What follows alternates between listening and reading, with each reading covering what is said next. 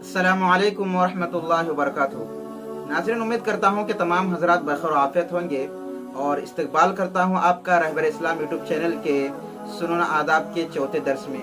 नाज़रीन, तीसरे दर्स में हमने सोने के आदाब को जान लिया था।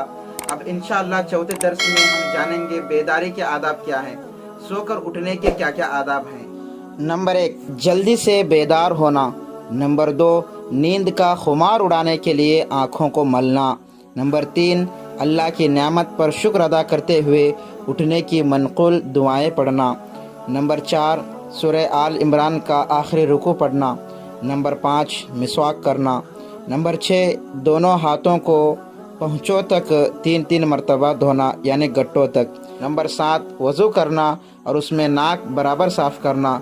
नंबर 8, घर वालों को बेदार करना। नंबर 9, नमाज पढ़ना।